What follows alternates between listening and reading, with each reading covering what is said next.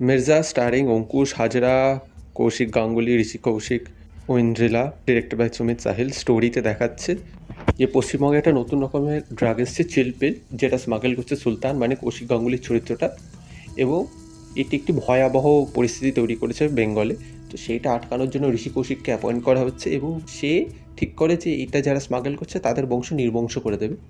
তো সেটা ইনভেস্টিগেট করতে গিয়ে এন্ট্রি হয় মির্জা। তো মির্জা আসলে কে, কি তার কি পাস্ট, সে ঋষি কৌশিকের চরিত্রটাকে হেল্প করার জন্য এসেছে নাকি সত্যিকারে তার অন্য কোনো এজেন্ডা রয়েছে, কৌশিক গাঙ্গুলির সাথে তার কোনো পাস্ট রয়েছে কি নেই, সেই নিয়ে হচ্ছে পুরো গল্পটা। 2 ঘন্টা 45 মিনিটের এই সিনেমা।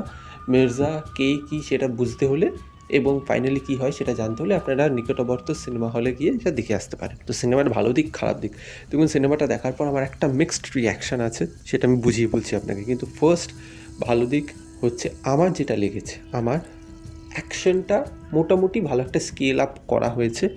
ভিএফএক্সটা বেঙ্গল অনুযায়ী ঠিক আছে, আমি কনসিডার করে দিচ্ছি। খুব একটা ভালো না, খুব একটা খারাপও না, ঠিকঠাক। কিন্তু একটা স্কেল দেওয়ার চেষ্টা করা হচ্ছে সিনেমাটাকে। বিভিন্ন সেট পিস রয়েছে, বিভিন্ন রকম টুইস্ট অ্যান্ড টার্ন রয়েছে। কিছু টুইস্ট অ্যান্ড টার্ন ট্রেলারে যেটা বলে দিয়েছে, সেই জন্য কিছু মজা আমার খারাপ হয়েও গেছে। সেই জন্য সেই মাস মোমেন্টের সেই বিল্ড আপগুলো আমি পাইনি। তাছাড়া ইন অ্যান্ড অল অ্যাকশনটা মোটামুটি ভালোই হয়েছে। এখানে কিছু কিছু জায়গায় ডায়লগবাজি ভালো হয়েছে, কমেডি কিছু জায়গায় ভালো কাজ করেছে, এবং যে লিড দুজন রয়েছে, প্রোটাগনিস্ট অঙ্কুশ হাজরা, অ্যান্টাগনিস্ট সুলতান, তারা কিন্তু নিজের নিজের জায়গায় ভালো কাজ করেছে। বিশেষ করে সুলতানের চরিত্রে কৌশিক গাঙ্গুলি ফাটিয়ে দিয়েছে। তাকে অল্প স্ক্রিন টাইম দেওয়া হয়েছে, কিন্তু যে কবার সে স্ক্রিনে আসবে আপনাকে মাতিয়ে রাখতে পারবে, এইটুকু আমি বলতে পারি। তো সেইটা ভালো দিক হয়েছে। এবং ওয়েন্দ্রিলা একটা সারপ্রাইজ প্যাকেজ ছিল, তার চরিত্রে একটা আলাদা ডায়নামিক্স রয়েছে এবং সেটা ট্রেলারে দেখিয়েও দিয়েছে, সে অ্যাকশন করবে। আর আমার মনে হয় সেটা যদি না দেখাতো তাহলে হলে যে শক ভ্যালুটা রয়েছে না, সেই শক ভ্যালুটা আপনার আরও বেশি ভালোভাবে কাজ হতো।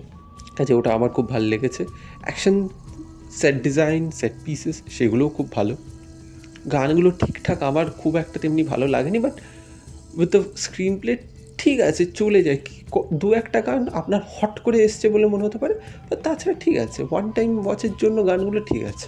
এবং আমার এখানে সিনেমাটোগ্রাফি এবং যে কালারিংগুলো রয়েছে, যেখানে শর্টসগুলো রয়েছে, যেভাবে কালার প্যালেটটাকে ইউজ করা হয়েছে, লাইটিংটাকে যেভাবে ইউজ করা হয়েছে, সেটা আমার খুব ভালো লেগেছে। এবং স্টোরিটা মোটামুটি একটু ইন্টারেস্টিং, খুব মানে আহামরি আগে কিছু দেখিনি ওরকম না, তবে মোটামুটি ইন্টারেস্টিং। তো এইগুলো তো হলো ভালো দিক। খারাপ দিকের ভিতর কৌশিক গাঙ্গুলির পারফরমেন্স ভালো, কিন্তু কৌশিক গাঙ্গুলিকে স্ক্রিন টাইম তেমনি দেওয়া হয়নি। তার একটা এন্ট্রি সিন হয়, তারপর সে গল্পের ভিতর অনেকটা সময় জুড়ে না অ্যাবসেন্ট, পুরো অ্যাবসেন্ট। অংশের চরিত্রের উপর ফোকাস করা হচ্ছে, তারপর আবার তার এন্ট্রি করা হচ্ছে। আমার সবসময় মনে হয় কমার্শিয়াল সিনেমা, বাণিজ্যিক সিনেমা, যেগুলো এরকম মাস মশালা সিনেমা, প্রোটাগনিস্ট তখনই আপনার অডিয়েন্সের অ্যাপ্রিসিয়েশন পাবে, ততই স্ট্রং হবে যত স্ট্রং অ্যান্টাগনিস্ট হবে। Hero is as strong as the villain, villain যত স্ট্রং হিরো তত স্ট্রং। কিন্তু এখানে যদি আপনি ভিলেনকে স্ক্রিন টাইম না দেন, সে কেন এত মেনেসিং, সে কীভাবে কী করে, ডায়লগ বাসি দিয়ে এবং অভিনয় দিয়ে কৌশিক গাঙ্গুলি বার করে দিচ্ছে, কিন্তু সেটা তো এস্টাবলিশ হচ্ছে না যে কী কেন এত মেনেসিং, ও কী কী করতে পারে, ওর পাস্ট কীরকম ছিল, মুখে বলে দিলে হবে না। সেটা একটা গেল। এবং আরেকটা রয়েছে, আমি কোনোভাবেই বলছি না এটা কিন্তু কপিড, কিন্তু অগ্নিপথ বা অন্যান্য কিছু সিনেমায়, রকিতেও যেরকম দেখিয়েছিল, অগ্নিপথে কী দেখিয়েছিল যে ঋষি কাপুরের যে ছেলে ঋষি কাপুর, তারা ওকে এত ভরসা করছে কেন, অনেকটা সময় ধরে ওদের ট্রাস্ট গেইন করেছে, অনেক ডিফিকাল্ট কাজ বার করে এনে দিয়েছে, কিন্তু এইখানে না সেই জিনিসটা অ্যাবসেন্ট রয়েছে প্রথমত। দ্বিতীয়ত কেজিএফে রকি ভাই ক্যারেক্টারটাকে অত ভালোভাবে ওরা ট্রাস্ট করে কেজিএফে পাঠিয়েছিল, কারণ ওর ওর একটা নাম ছিল, ওর একটা রুতবা ছিল, যে ও খুব ডেঞ্জারাস, ও প্রচুর ডিফিকাল্ট কাজ করে এনে দিতে পারে। সেই জন্য ওকে অত ভালোভাবে না চেনা সত্ত্বেও ওকে ওরকম একটা গুরুত্বপূর্ণ কাজে পাঠানো হয়েছে, কিন্তু এখানে অঙ্কুশকে সেই জিনিসটা দেওয়া হয়নি। কেন ওকে একটা ক্যারেক্টার ভাই ভাই বলে এরকম জড়িয়ে ধরছে, ওটাকে একটা বিল্ড আপ দিতে হবে। বা অঙ্কুশ কেন তো ইম্পর্ট্যান্ট হয়ে উঠছে, তার তার ব্যাক স্টোরিটা রয়েছে, ঠিক আছে, মোটামুটি মেনে নিলাম, কিন্তু তাকেও তো একটা বিল্ড আপ দিতে হবে না, যে সে খুব রুথলেস, বা সে একটা ডিফিকাল্ট কয়েকটা কাজ করে এনে দিয়েছে, তো সেগুলোকে আপনাকে দেখাতে হবে না।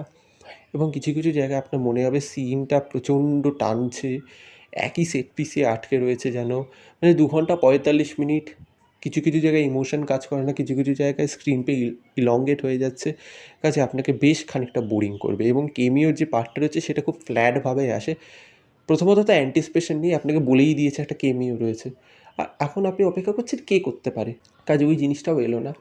এবং কেমিওর যে শক ভ্যালু সেটাও আপনার কমে গেল, যার জন্য আপনি এই ভিলেনকে অত ফোকাস দিচ্ছেনই না, কারণ আপনি জানেন এর পিছনে আরেকজন রয়েছে কেমিওর দ্বারা।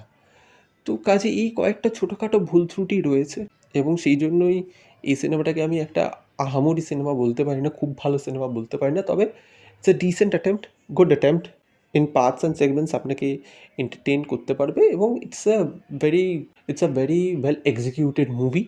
টেকনিক্যালি আমি বলতে পারি স্টোরি রাইটিংয়ে কিছু খামতি রয়েছে, স্ক্রিন প্লেতে কিছু খামতি রয়েছে, but this is an art form and you get better once you do it again and again and again. আপনি একটা কাজ প্রথমবার করলেই ভালো হয়ে যাবে অনেক দিন পর, এমন না। 5 বছর পর সাইকেল চালাতে আপনি যদি আসেন, আপনারও প্রথম একটু অসুবিধা হবে, তারপর আপনি আরও স্মুথ হয়ে যাবেন, আরও বেটার হয়ে যাবেন, আপনার হ্যান্ডলিং ভালো হবে। Similar with this kinds of movies, একটু করতে হবে 4 বার 5 বার, 1-1.5 বছরে যদি 3-4টে এরকম বই করা হয় on a regular interval, regular basis, আস্তে আস্তে এটাও ইমপ্রুভ করবে আমার মনে হয়। তো এই ছিল আমার মন্তব্য মির্জার ব্যাপারে। আপনারা জানাবেন আপনাদের। দেখা হচ্ছে পরের ভিডিওতে। বাই।